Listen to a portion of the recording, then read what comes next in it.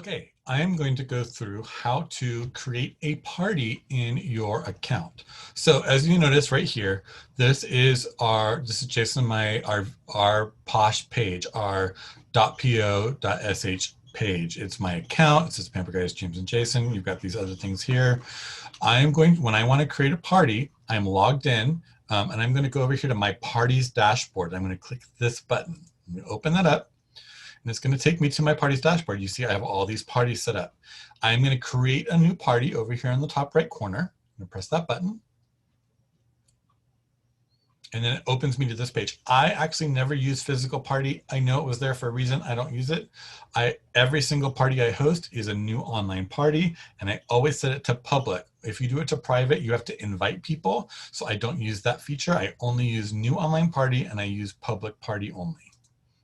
Once I'm here, Hostess is by default is your personal account. I am making my VIP party right now, but if you were going to set this up for somebody who you're hosting a party, you click this drop down. It gives you contacts you can click. If you don't have a contact here, you can click on the add new content or contact, and you can enter it. Autofills your information, so you're gonna select it and you're gonna put in new information. I am not gonna do that because that's not what I'm doing, but you will set all of that up.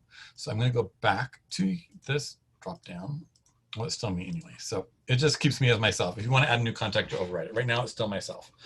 Online meetup, time start, I don't use these boxes. They were designed for a feature that doesn't work, ignore them. Party name, I'm just gonna make this Graham's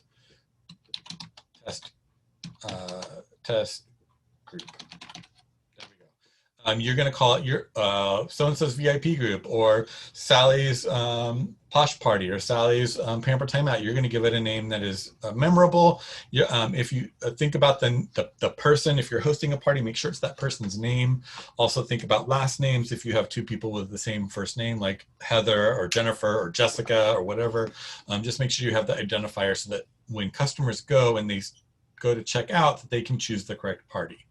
Party details, it's an unnecessary box. You can put information in here and say, this is a test party for, I can't spell, sorry, the Posh programs to watch James set up. My party date range today, it usually starts with today's date. Sometime it might, if you're setting it up in later in the day, it might already have tomorrow's date. So check that first date, and then your ending date. I'm going to set this up as my personal party, so I'm going to send the end of the month.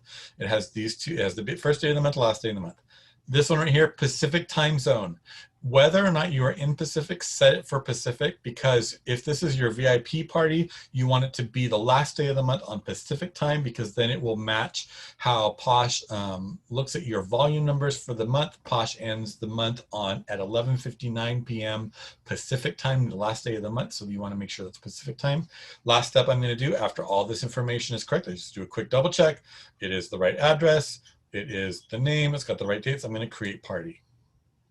Then it's going to take me to this detail page. It has the hostess. I wish they would make that host. The hostess, it has the time zone. It has the email connected to the host. It has who the consultant is, which should be your name. And then it has the date range. And then down here in the bottom are all these little icons where you can share direct. You can do an email. You can SMS, which is text message. You can go to Facebook. You can go to Twitter.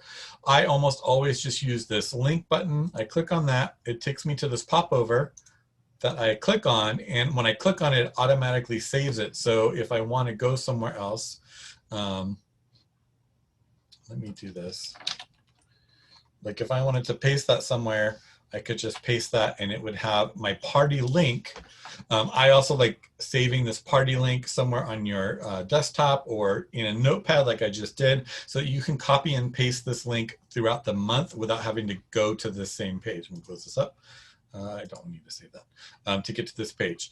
To get back to this page and this link, you're going to go make sure you're logged in, go to your My Parties dashboard, and then say you want to pick that party. I call it Grams. You want to go to the details. This is the button right here. You can click details, and then it gives you that page again. It just moved a little bit over, and you can click on that, and it takes you back to that link that you can just click on and it copies it.